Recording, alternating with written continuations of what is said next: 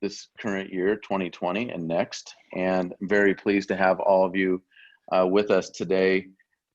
We have a wonderful speaker, Mr. Steve Gordon. He's the director of the Department of Motor Vehicles, and Randy will give him a more appropriate introduction in just a moment. But I wanted to give you a quick update on a couple of items. First of all, this is our second Zoom meeting for the Lambda Alpha membership. We're sorry that we can't meet with you in person at this time, but we're very pleased to have you on board via Zoom and excited to be able to reconnect with everybody, all of our membership, and continuing to have a connection, if you will, in spite of the fact that we can't meet face-to-face. We hope to be back in face-to-face meetings and luncheons at the Sutter Club sometime very soon. But in the meantime, we're going to continue to provide pertinent and appropriate information to our membership and value as we strive to do every month.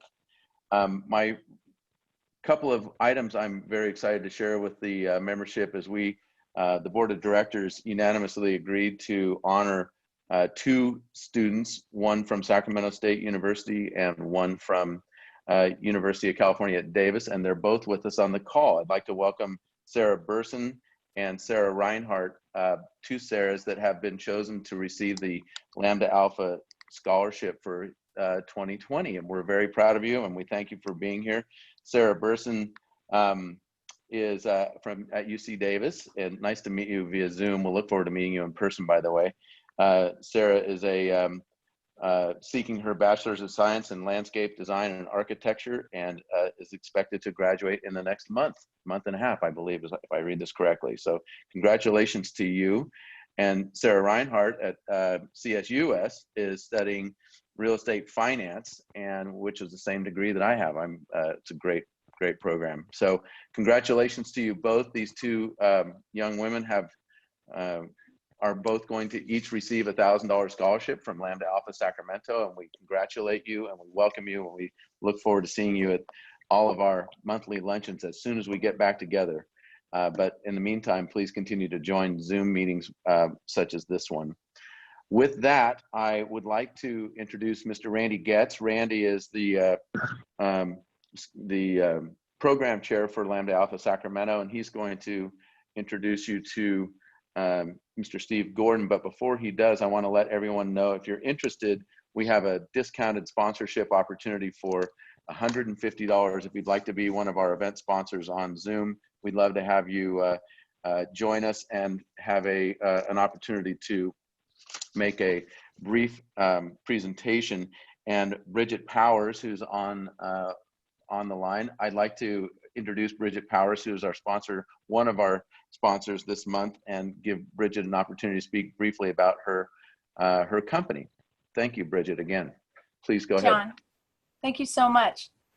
Hi, everyone. So about 2 years ago, I decided to leave a 25-year career working in the commercial builder services division for a title insurance company and start my own business. I'm the president of a company called JXB Properties, and we buy dilapidated homes and commercial buildings and fix them up and sell them and make them pretty again. So if you go to jxbproperties.com and take a look, it's a super fun career and I'm having a great time. So JXB, oh, I can't get it to work, but jxbproperties.com and check us out. If you have a house you need to get rid of, a house that needs fixing up, give me a call. Thank you, John. Thank you very much, Bridget. Randy, take it from here, please. Bridget, I think Steve Gordon could probably help you with any technical issues that you're experiencing right now. I'm thrilled that Mr. Gordon is available to us. I actually am a big fan of DMV. My wife and I recently got our real IDs, and it was a seamless, effortless process. And I think given the number of people that they serve and the size of the state, which is like its own country, that they do a remarkable job. But having said that, there are challenges that face the organization and the state in the future. And what Steve's going to be talking about is how DMV is changing itself and the way that it does business in order to provide more effective, more comprehensive government services. Steve, by way of background, has over 30 years of experience building, integrating, debugging, which is key right now, and operating high-profile businesses for market leaders in high-tech and life sciences. He uses vision, strategy, and execution with passion for Fortune 500 clients. He spent most of the last 3 decades leading various global services businesses at Cisco Systems and the Global Business Services at Becton Dickinson and Company. He currently leads California Department of Motor Vehicles, oversees a team of 10,000 employees at 230 locations, providing services to the 40 million residents of California. I'm so happy to introduce Steve Gordon, and I know that you share my enthusiasm and waiting to hear what he has to tell us about how the state is going to be transforming its motor vehicles department. Steve, you. Great. Randy, thank you so much, and thanks for having me here today. It probably would be better in person, but I appreciate everyone's here via video. So I'm assuming you can see what I'm sharing, and hopefully this stuff over here is not blocking the slides. If it were in person, you'd be getting a nice lunch. Oh, well, I'll look forward to. I'm going to try to have a nice lunch anyway, as best I can at the DMV cafeteria, which I'm sure is parallel to wherever you would normally be eating lunch. But anyway, hey, Bridget, it'd be great. I'm going to be calling you about JXP properties. We got a bunch of dilapidated properties. We got some stuff that needs some work, so maybe we should talk afterwards. But anyway, my name is Steve Gordon. I am the director of the California Department of Motor Vehicles, and it's been an interesting ride. So let's. This is a little bit about me. I think Randy talked about my background a little bit, but the appointment as DMV director was very let's say unusual career move for me. There was an article in the San Jose Mercury News, which is where I would normally reside, and my wife picked it up, and it pretty much said with that last bullet says, "Hey, hate the DMV. Here's your chance to run it." And my wife hands me the newspaper and said, "Hey, you ought to read this article." And I read it, and on a fluke, I applied for the job, and fast forward a few months, government wheels turned a little slowly. And next thing you know, my wife and I are living in Sacramento, and now we're, not quarantined, but we're sort of sequestered to some degree in our small apartment in sort of the eastern part of Sacramento. But we're also here trying to help, turn things around at the DMV. As all of you are aware, I mean, it's been a very challenging role. And I think the most important part of the sort of last bullet here, I guess I am the 4th person, to run the department, really within a short amount of time. I think we went through a number of leaders, and that's never a good thing for an organization to go through that many leaders. So anyway, long story short, I come from the tech sector. I've run many services businesses. And so, the DMV is really a very, very large retail services business, has a fairly large back-end operation. And so that's what we're going to talk a little bit about today, about how we're attacking that. And of course, I'll make sure we leave time for questions at the end.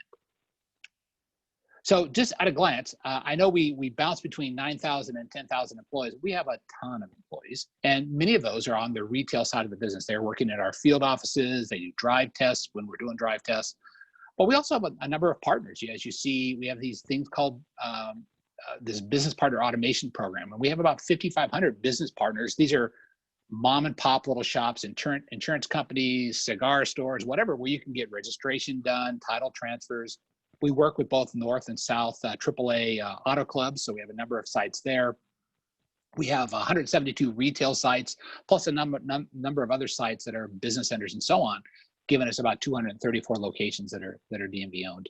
And just from a scope perspective, we do about 74 million transactions a year. There's 40 million Californians.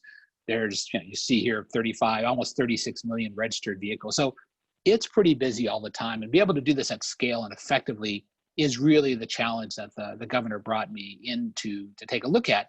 And there's, as with any state agency, as you can imagine, there's no shortage of opportunities. So, back when I was hired, the crisis that we were facing at that time was Real ID. Real ID was the most important thing. We had the October 1st, 2020 deadline. And, we were very, very focused on trying to get the resources and approaches in place to be able to handle that effectively. And then, as you can imagine, something else happened that we're all living today. The reason we're doing this meeting via Zoom is COVID-19 happened. So way we were thinking about it is we had this massive wave that was happening for Real ID. So Suzanne, I see you probably see that someone is waiting to get in, since this is, I know Neville, but I'm assuming he's waiting to get in by you, and I'll just not touch anything.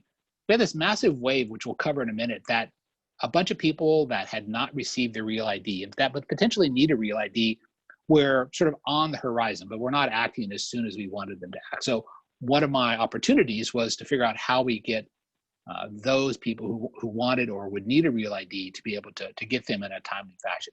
That was a bit challenging prior to my arrival, still somewhat challenging today, but we're continuing to make improvements. And then in the middle of that journey, of course, COVID-19 happens. So we've got a couple of crises here, but as you've heard from like Rahm Emanuel, you never want to waste a crisis, right? And there's a lot of really good things I think we can do to modernize, streamline, and rethink things, because we have to. If our offices are closed, or if you have this tsunami of work coming at us, we have to look at the problem in a different way. And that's really one of the things that I'm bringing to the DMV. I'm working with my executive team and all the way up and down the state at the field offices to help our teams think about the world a bit differently. So just, in a nutshell, I mean, we've got these sort of crises that are hitting us. We talked about in the upper right, this wave. We have a bunch of people, believe it or not, we're all human. We always wait for the last minute to do things. So we had this deadline that was approaching in October 2020 for Real ID, and people were just not coming in early enough. We knew that if we got closer to October, the surge was going to happen, and we were just going to get overrun. So we'll have an example in a minute about things we did to reduce the cycle time it takes to take care of that transaction, but still trying to change people's behavior. And you guys deal with customers all the time. It's not as easy as it seems. Add to that COVID-19, people being, locked in their house, being told to, shelter in place, wear a mask, and so on. And then you have the economic impact of that. I think this represented about a $54 billion impact to the state budget. So you guys are all around Sacramento in the area. You know that with unemployment, with the turn down in GDP and the reduction in the state's budgets, we have now not only a health challenge, but we have a financial challenge. So how do we get the right resources to the right problem at the right time so that we can actually achieve our objective even during the crisis? So it's a lot of opportunities here to do things, I think, a new way, but there's a lot of opportunities to fail as well. So we looked at this crisis and said, look, so this is a huge opportunity for us. And we see that one of the biggest things, at least I see roaming around the state, is that, digital transformation, we talk about it, but I mean, we are very paper-based. I mean, I'll tell you my iPhone camera sitting on top of the last 2 years of vehicle codes, which are printed. They're perfect height for a camera, but we are very paper-oriented. So that's going to take a lot of rethinking about how we actually do the business. So what is a digital transformation? I'm not sure how many of you guys kind of think about it, but we have to, from the start, we have to really kind of reimagine what it is we're asking our customers to do. And we have to reimagine, well, how much of this is on paper? And do we want it on paper? Do we need it on paper? And if so, why? And oftentimes you get, well, that's the way we do things here at the DMV. But that's not a good enough answer in a modern DMV, and certainly not in a DMV that I'm going to operate, is we have to really understand, well, why is that required? Matter of fact, we had our legal team go through and analyze all of the regulations we have where it says sign, original signature, print, written agreement, things like that, things that are potentially holding us back from modernizing. And we're starting to modernize even our documents and our legal approach from a legislation and a statutory perspective. But one part of it is just being able to reimagine how we're doing services, think about how we all receive services. And the story often goes that we ask our employees to sort of suspend belief as they walk into the DMV, because when they're outside the door, they're in the modern world. You're ordering a pizza online, you're chatting with your friends, name your messaging service, and then you come to the DMV, you're in a green screen environment and so on. So we had to really ask our employees to think about, well, what if their world before they came into the DMV was the same as the world inside the DMV? So it's starting to think about how we would do it, and also starting to be more data-driven. As I've hinted at, or even said in this call, I said a lot or this or that, that's one of the phrases that I'm trying to eliminate here at the DMV. When someone says, well, I see a lot of this, or we hear a lot of that, we seek to quantify that. We want to use data. We want to be data-driven in our approach, because that's the only way you're going to make good decisions, is to be data-driven. And the same thing is on building the right infrastructure. We have some legacy infrastructure. And I'll give credit to the guys or the team that built this back in the 60s and 70s. They architected a fantastic solution for the 60s and 70s. The fact that it's still working today is just amazing. But as we start looking at those systems and thinking, well, we're just going to keep tweaking those systems to make adjustments to do the next thing and the next thing, it's like taking, my parents are both a little older, they're both in their 90s. It's like my parents going in for elective surgery. You really don't want at that age to be going in just because you could. There's a 2-for-1 special on knee replacement. You just don't do that. So we got to make sure we think differently about our systems, make sure we think about them, about sustainability, and make sure that architecturally, and you guys know a little bit about architecture, and I think one of the students here, with an architecture background, we have to think about what is a modern architecture, because we want to be able to build on that foundation, that platform for the future. It's very hard to do that if the foundation was built in the 70s, no matter how well it was built.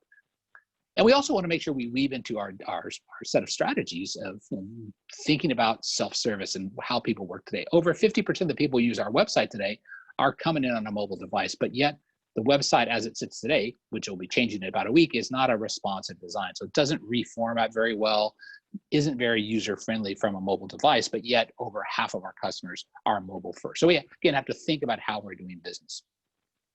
Now, another part of digital transformation is just thinking about the problem, again, a bit differently. In the old days, you started with the people would follow some process, and then the technology would support the process and the people. But in the modern world, one way to think about this is that you've got some technology that's following the process. And most of the data is flowing through that automatically. And then it's supported by people. So people are handling the exceptions or doing the cognitive work where it requires them to actually look at something and do something a bit different than what they had done in the past. And that's very different than the upper line here. And I stole this from our friends at HP Enterprise, because it was really a nice way of kind of framing out the role of people relative to technology in a modern world. Technology should be the primary driver, whether this is automation, whether this is machine learning, machine vision. It needs to drive things, and then the people are they are, if you will, the man in the middle. They're handling the exceptions and hopefully making the machine smarter as we go. We also think about this in terms of levers, and we think about trap value as highlighted there. There's a bunch of value that's trapped in all of our businesses, and we have to be brave enough to go in and say, I'm going to get that trap value back out. Not necessarily you want to reduce your costs, but that trap value may be holding up some other modernization. If this was a traditional enterprise, that trap value would be something you can invest on engineering, you invest on R&D, invest on your next product release. Here at the state, we're doing something very similar to that. We're removing those trap value by simplifying process, eliminating the process where we can, and then we're going to take that savings and we're going to simplify the next thing and next thing and next thing, sort of self-funding over time. So we want people to start thinking about this differently, that it's not I want to do something new, I've got to go to the legislature, I've got to get more money, and it becomes additive. I want us to start thinking about using these levers to reduce our costs and using that cost savings to invest in the next new thing. And we also have to break down silos. So I came out of the private sector, as Randy mentioned, but one part of the private sector that I was in, we did a lot of acquisitions. And so if you think about this sort of left side over here, where it says siloed functions, when you acquire companies, you do these tuck-in acquisitions, and sometimes they stay whole, and you run them as independent entities within a broader enterprise. And they come with all their inefficiencies. Everybody has payroll, everybody has HR, everybody has accounts receivable, accounts payables, whatever. And they are efficient in their little unit, but they are inefficient in totality.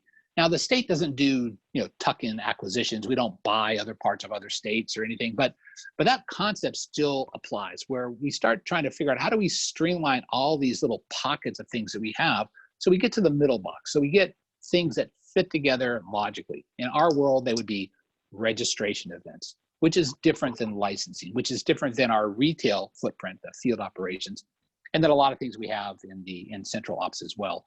And then when we're really good, we start thinking about how we deliver the things that are consistent across those channels in a consistent way. So you think about customer service. Customers don't care if they're here for registration or for licensing. They're just, hey, I'm the customer, I have a license and I have a vehicle. So can you take care of both those events without putting me into a separate silo?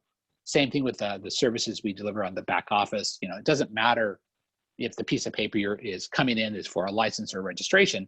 It might need to be scanned, or it might need to be validated, or the check might need to be sent, you know, to the treasury. Whatever those are things that, you know, we want to consistently do and evenly do across the organization. Again, many businesses go through these same exercises all the day to be more efficient over time. You consolidate resources, and you get people that are these core teams, so they will have much more, if you will, firepower to do their job. So you won't have these pockets across the enterprise. So very important for us at the DMV, because we do kind of think in silos, and our opportunity is to break down those silos and get teams to work together and provide a better customer experience when we're done.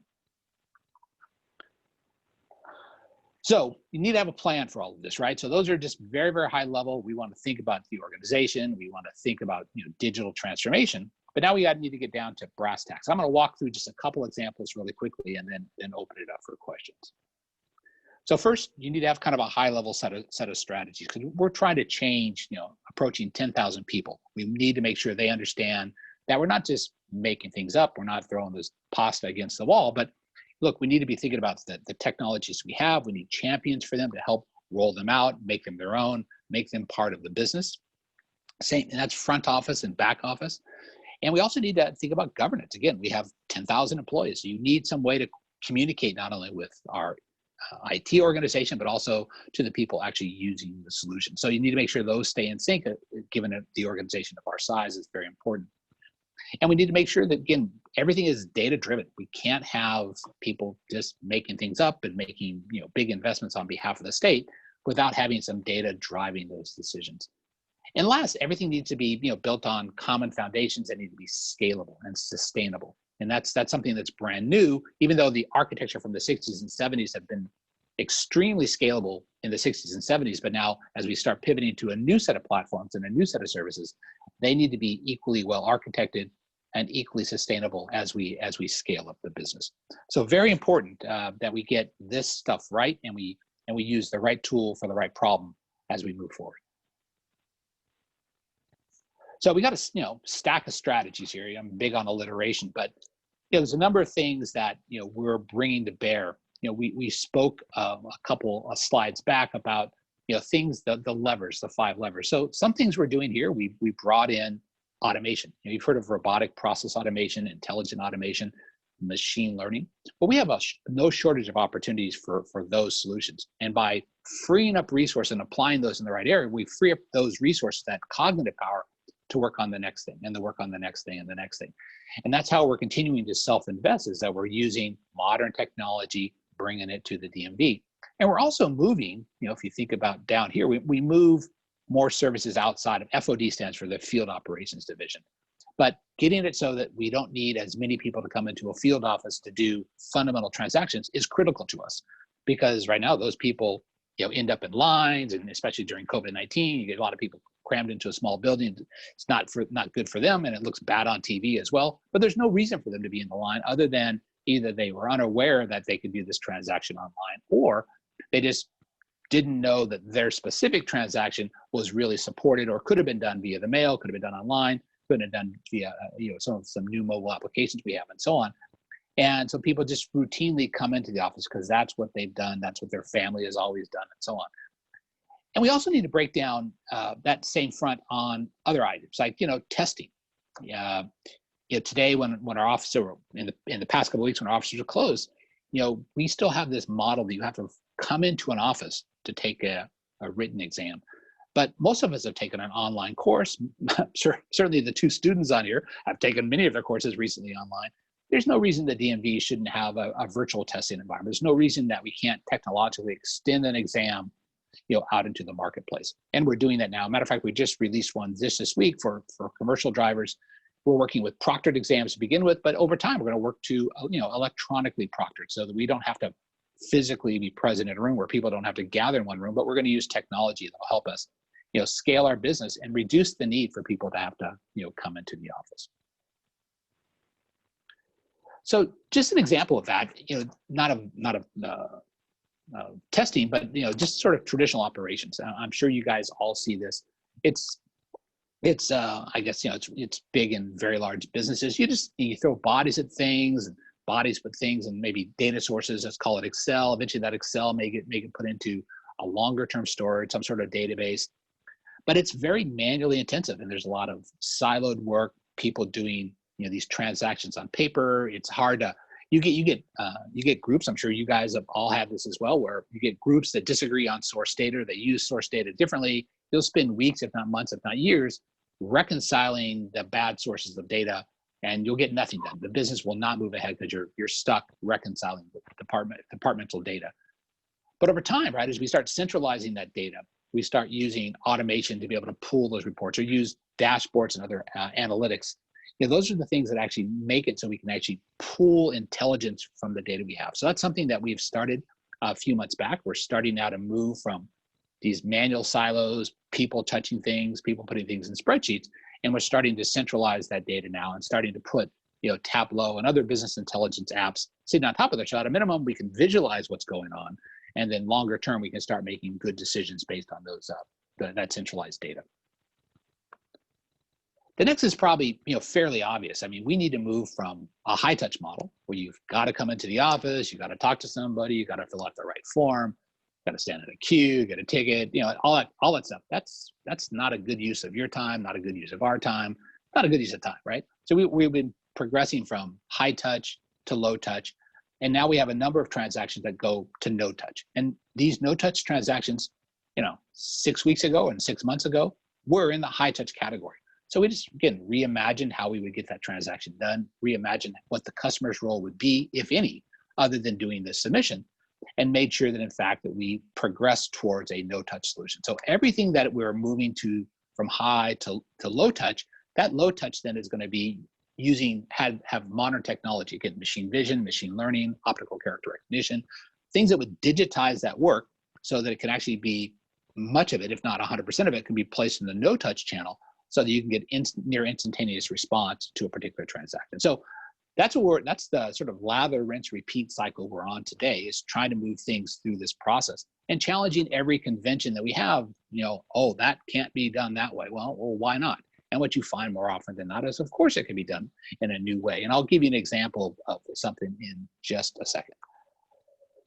So as you can imagine, I mean, the results are fairly straightforward, right? We want to have a better online experience. Then we went from some stuff online, but the wrong stuff, to the right stuff online. We get data driven. We looked down the Pareto chart, figured out what were the things that customers are coming to the office for. And we figured, okay, let's make sure that is online, make sure it's behind authentication if it needs to be, and so on. We need to make sure the office visits, when you needed to come in, were quick. You only had to do the thing you need to do in the office. That might be a photo today, but that photo in the office today is going to go by the wayside, because we're going to start using digital backgrounds and things that allow you to take a photo anywhere, no different than you can do in many cases with passport applications. Again, reducing the number of people that need to get in, so the queue's shorter, so that people can actually get in when they actually need to get in. So pretty basic stuff, but this is kind of where we started. We started with the perception that you have to come in. People like to come in, which to my ear is a bit crazy. I mean, we love it when people come in, but no one wants to wait in line to do anything. So let me talk real quickly, and this will be the last thing we'll talk about, then we'll open up for questions. This is about Real ID. So when I came in, our job was to figure out, how do we stuff 2x the people in a 1x pipe, which it just doesn't work. So this chart is trying to depict the waterfall of vehicle registration, non-Real ID transactions. This waterfall on the bottom, it shows that our capacity was around 20 million transactions per year. And we were about to increase that by 23 million transactions. So obviously that doesn't work. So we had to rethink the problem of Real ID to figure out, how do we use our capacity more wisely? Some of which we just talked about. We're moving things online. So some of that 9 million of vehicle reg we've moved online. Some of the other transactions that were previously done in the office are now done online, but we still had a fairly good sized gap. So we really had to attack, the Real ID process itself. And so there's a number of activities here, and we'll skip these for now, other than to say, look, this process was paper driven. You would bring paper in, we would review the paper with you. In most cases, you'd see people would come in these big sheafs of paper and these notebooks, not knowing exactly what they needed to bring, because the process, shame on us, shame on Department of Homeland Security. It was it was too complex, and we needed to streamline it and be smarter about how we presented, what you needed to bring, how you needed to bring it, what form, what's original, and so on. And it was even worse if you had changed your name. You know, if you were, as you know, women change their name in our society to some degree, and if you ever wanted to change your name back and you didn't have all the records at the time, if you got a divorce, it was just a nightmare, especially for women. It's hard enough for people in general, even harder for people that had a name change. So we had to kind of rethink how things are done. For those of you that have done some process work, this is a value stream map. So back before I joined, the state had brought in McKinsey to come in and actually do some work. And they did a value stream map, which essentially just sort of tracks the steps in a process. And their analysis showed that on average, it took about 28 minutes in the office to go through every step that was required by the DMV to get a real ID. 28 minutes. So remember back to that 23 million extra people. That's going to be 23 million people times 28 minutes. And 28 minutes is a crazy number for essentially, 4 forms. So we actually took a look at that and said, well, how many of those things are actually required to be done in the office? Well, it's just the 2 that are with the red check boxes there. And when you strip that down, you say, okay, what can we do to make sure that the documents are ready, and make sure that if they don't need a test, we just get them right to the photo line. What can we do to streamline that process? Well, we came up with a solution, and we called it kind of a Real ID pre-check. It's now called the Express Experience. Our people here like to brand things, but in essence, what we created for the Express Experience is the ability to upload documents in advance, and it would tell you whether or not that document passed muster or not. We would upload, in this case, this example, it was just a passport. You would upload a social security card as one of a couple documents that would have your social security number on it, upload a couple of residency docs, and you could conceivably, from an authentication perspective, upload your photo as well. We don't actually use that photo for Real ID today, but our plan is over time to do that. But the fact of the matter is that you used to go and you'd spend 28 minutes going through those same steps in the office. And now with this process, when we do Real ID Saturdays, back in the good old days before COVID-19, the offices that were doing just Real ID processes were sub 10 minutes, in many cases, just slightly above 5 minutes per transaction, because you just needed to look and see, did they already provide and upload their documents? And you would just check their physical documents to make sure they're the same ones that were in the digital documents. And you would just send them over to the photo booth, and boom, they'd be out of the office very, very quickly. So it's looking at this sort of approach where you would use technology to upload, technology to read, technology to process, and to be able to validate that all the stuff is ready to go. So if you did need to come to the office, you would know that you're ready to go. And that allowed us to go very, very quickly to be able to streamline this process. And we're doing this same set of processes right now for all transactions, because it's the right thing to do. It streamlines the process, and it makes it so we're much more efficient and effective. And I don't know where we are on time, because I'm not looking at a clock, but I'm going to pause right there and see, are there questions about how we're approaching digitization and transformation at the DMV?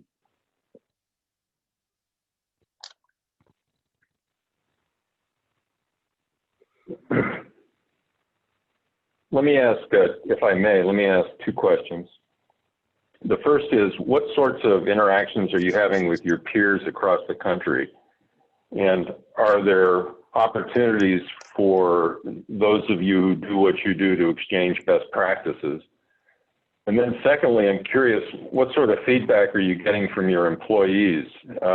Change under any circumstance is difficult, and the state of California is not synonymous with change. I think that might be characterized as a blinding glimpse of the obvious. So how do you get people to embrace change? Yeah, so good question. Let me start with the first one. So we do have a trade association, AMVA, American Association of Motor Vehicle Associations. Maybe there's too many associations in there. I haven't got it fully memorized yet, but there is an association. That association does enable us to share best practices, post questions, survey other DMVs. Of course, I've built relationships with some of the larger DMVs. I regularly trade messages with our friends in Massachusetts as well as in New York State. And I'm in contact with Minnesota and Washington State and so on. So there's a number of people that we do stay in contact with to share best practices. And the this trade group also is pretty good about publishing best practices. So that's one thing we do. The other thing is, of course, we bring in things, including suppliers. We ran the first ever DMV Vendor Day late last year. And this was the first, actually it was, I think, the first vendor day that had been done in the state in many, many years. So this was a new procurement process the state enabled. So we took full advantage of that. We threw like 10 problems out to the market, and we asked people to send in their solutions to that. And we invited the best of the best to come and pitch those ideas to us. We had about 250 people show up to hear the pitch session. We probably got a little over 200 people that actually had submitted ideas.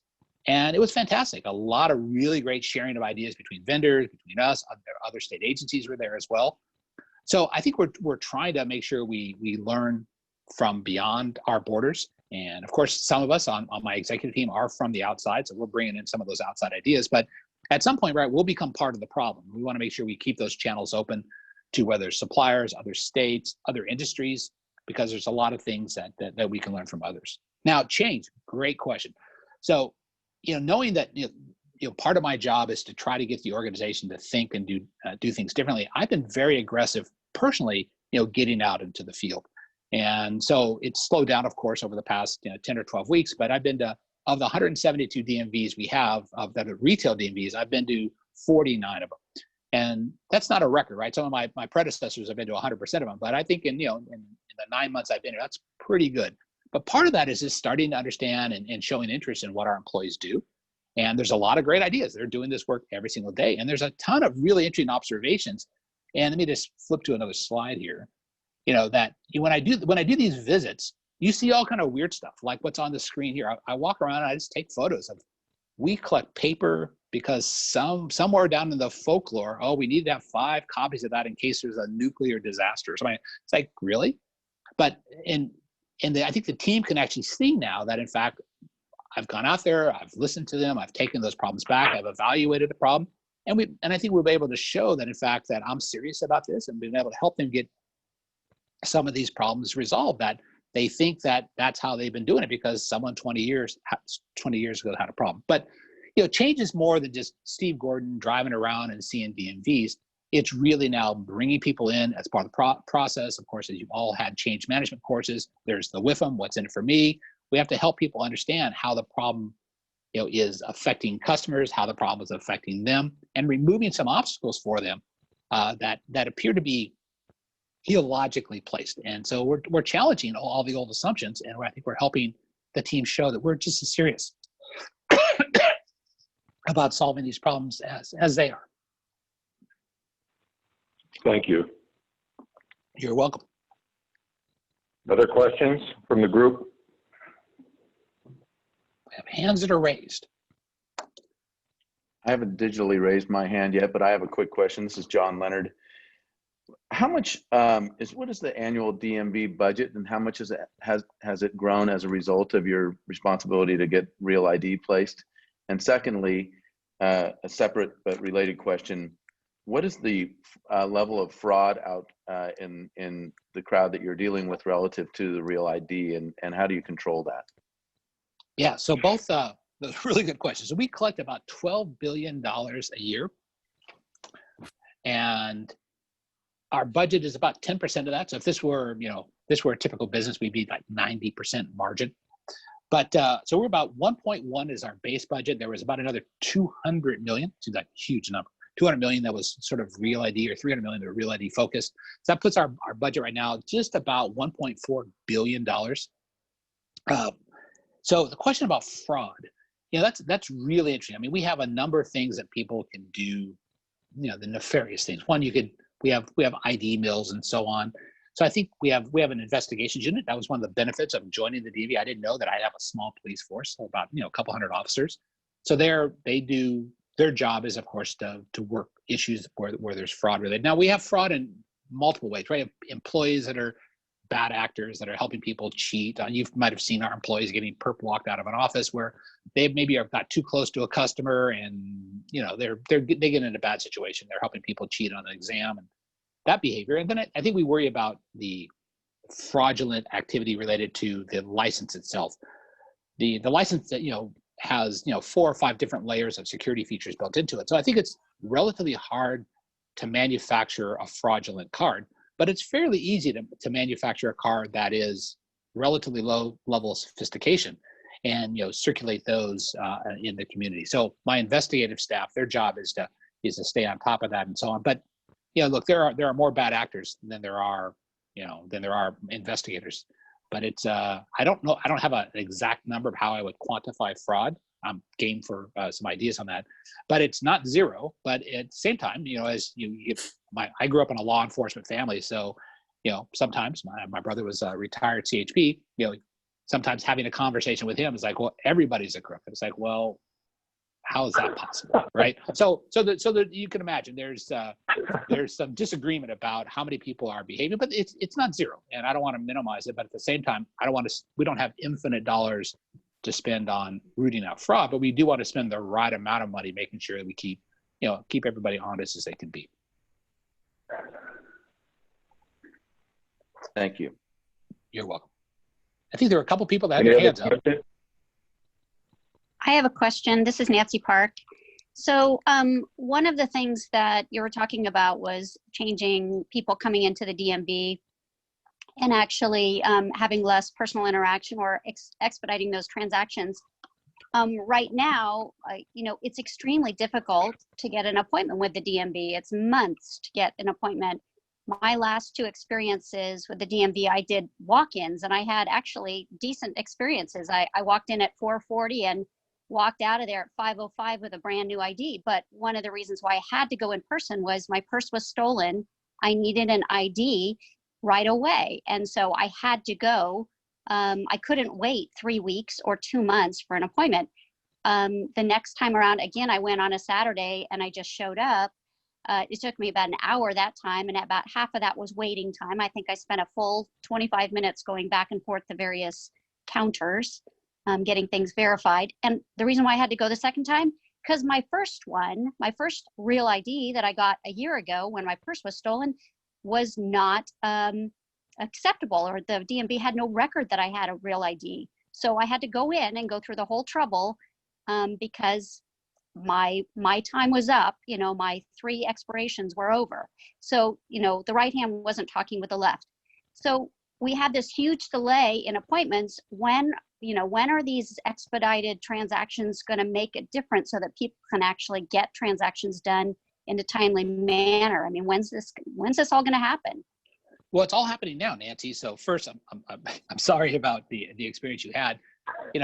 But everything I've talked about here, this is also, I did a radio call-in show like the other week, and man, they had people call in with a whole bunch of weird stuff. And Nancy, you're not in the weird category, but I mean, they had people who were calling, I lost the front license plate of my car. There was no good answer for the DMV director. But back to your question, I mean, so for IDs themselves, right? In the old days, if you needed a duplicate ID, believe it or not, about 1 million people, whether their purses are stolen or they've lost their ID, that happens about 1 million times a year. Now, I don't know if it's 1 million times to the same person or 1 million different people, but that happens frequently. And that transaction was only to be done in the field office 6 months ago, and now you can do that transaction online. Now, the question is going to be, well, if I do that online and then I have to wait a week or 10 days for the card to show up, is that better than standing in line? And that's a decision people are going to have to make on their own. But that option is available today, and that's something we've tried to get it so that people don't need to come to the office unnecessarily. Now, to the broader question about what are we doing to, trying to tamp down the lines, one of the points I was trying to make during this presentation, and very real changes we're making to the DMV itself, is we're trying to get as many of those transactions out of the office as possible. And the reason we're trying to do that is because trying to make room for people that have urgent transactions. And there's a number of things that are on the screen now, moving registrations out of the office. I mean, we talked about mail a minute ago. The driver's license renewal, that can be done primarily online today. There's these release of liabilities. 6 million of those come into the office every year. There's a ton of stuff that we can do that can be served in a different way. And by getting people and getting them migrated out of the office, it creates room, Nancy, for people that are walk-ins, or makes room for more appointments.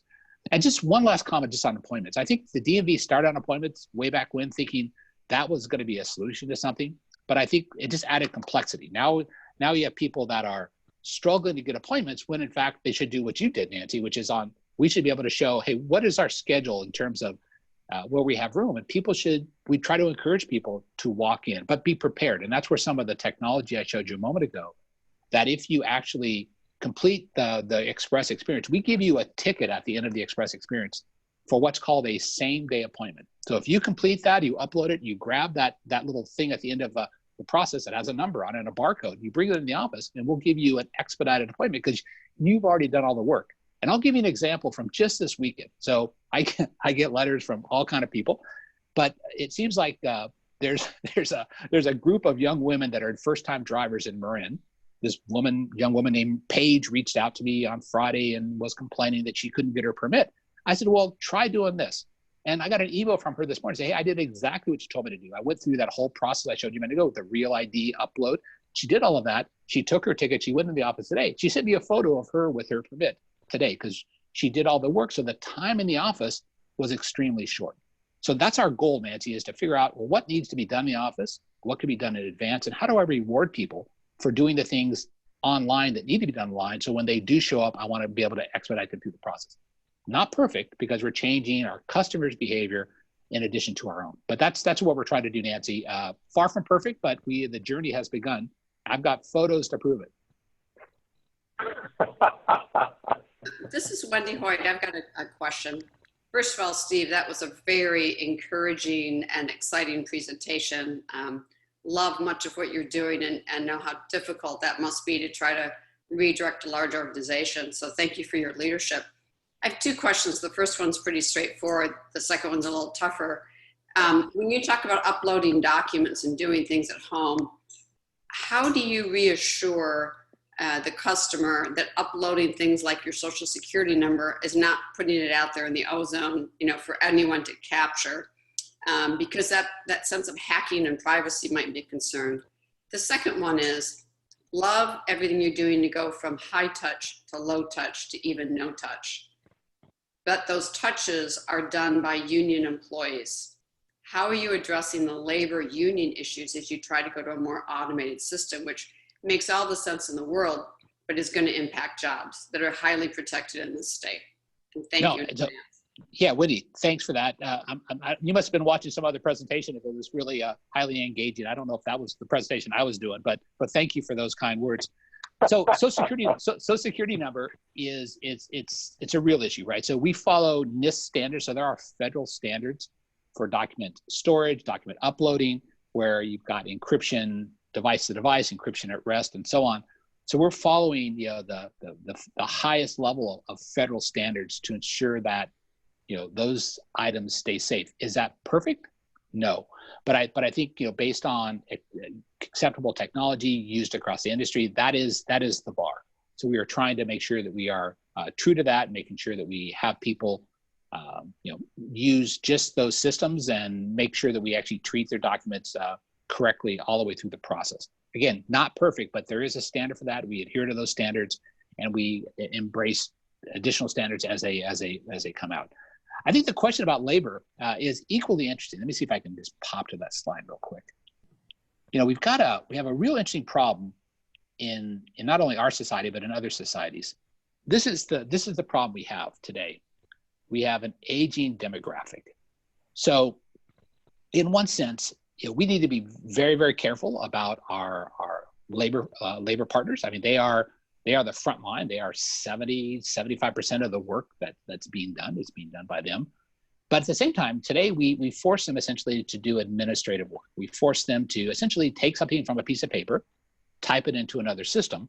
In some cases, we type it in that system, then we print off that thing from the system, hand it back to the customer, and they sign it and give it back to us. And then we truck that across the state. It's not a very green strategy for California. So I think we have two things that are in play here on the labor front. One is we want to get our labor partners into a more cognitive role where they can do things that improve their economic status. So they can do things that require more thinking, more thought process, and less just manual typing. Right now, it's pretty much a data entry job for many of these folks, and probably not the most exciting job that they will do. And they have much greater capabilities than that. So that's how I think we're going to try to bridge that gap. But at the same time, we have to come to the realization is that society is aging. So I have a large number of people like any other business in the U.S. that, you know, like truck drivers, right? We're at the end of their time in the workforce. So I need to be able to plan for that attrition that's going to happen, because those people are going to retire whether I want them to or not. And so I think, you know, these strategies are sort of complementary, where I'm building a road and I'm communicating, hopefully effectively, here's how these new roles are going to be done. Here's the value add for you, our labor partner, and so on. And then here are the things here's how we're making sure we don't run out of labor by using, you know, tools and technology. It's not a perfect solution. We want to have a soft as landing as possible to make sure that, in fact, that we are respectful of all the people that helped to get us here. And so we're trying to do that as responsibly as possible. It's not perfect, like everything else I've talked about today, but we do have a plan for it, and we're doing the best we can. Thank you very much. Okay, I see Nancy Park has a hand up. There may be others.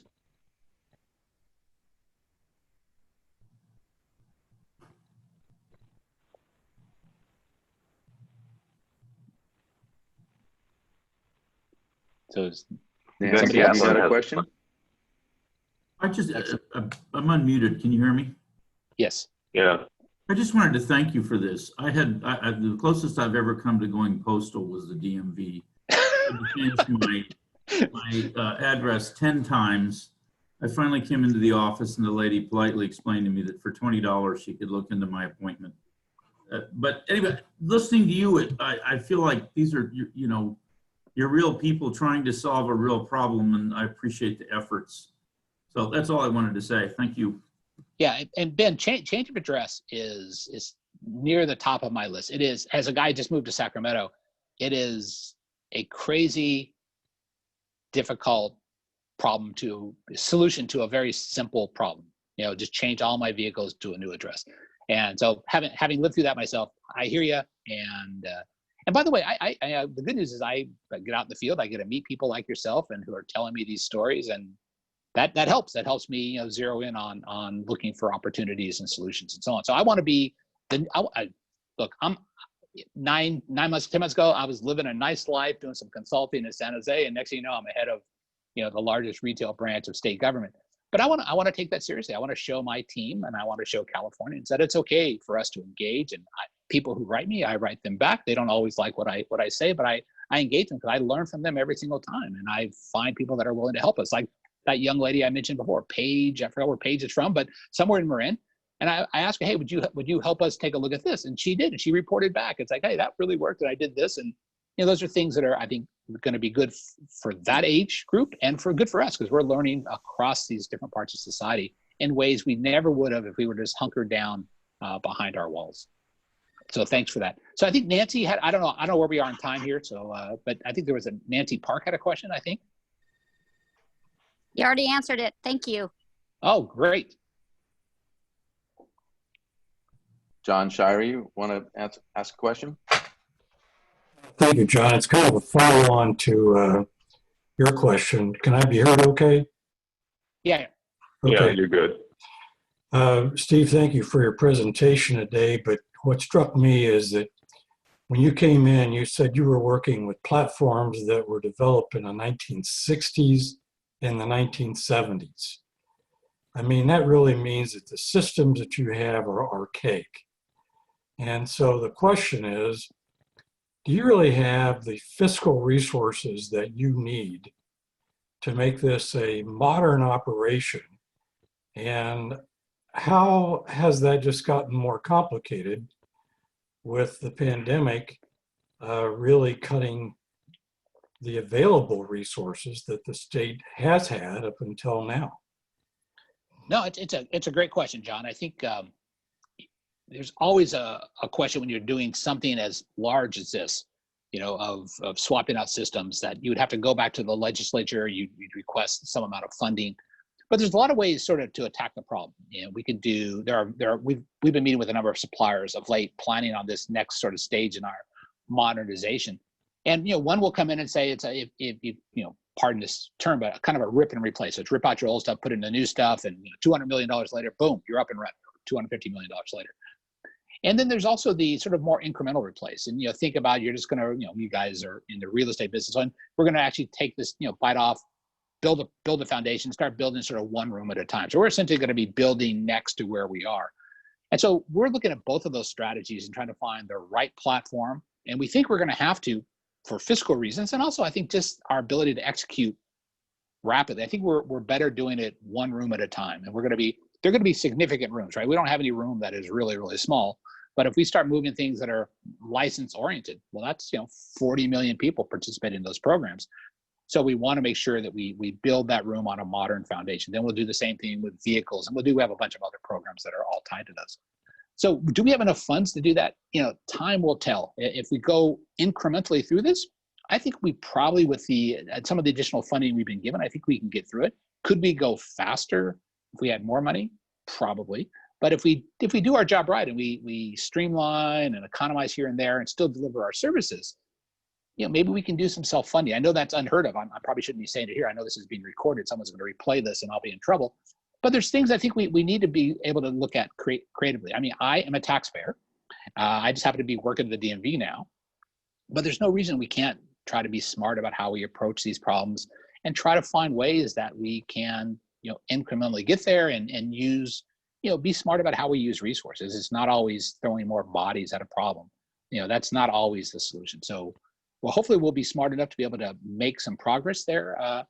But it's, John, it's going to be, time will tell whether or not we'll have enough resources. But I just don't live in the, man, if you pay me a whole bunch of money, pay the department a whole bunch of money, we'll get it done. I live in a different world coming out of industry that, I'm used to my CFO coming to me and say, hey, you need to save $200 million, go.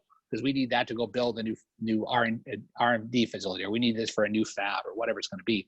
So I'm used to having more fiscal pressure put on me, and I think that makes us be more creative. I'm not recommending that you go write your assembly member, your senator, say, hey, Gordon says he wants less money because he'll be more creative.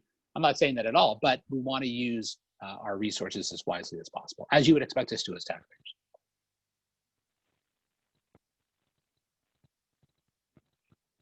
I know we're at the top of the hour. Are more questions? No, John, do you want to conclude?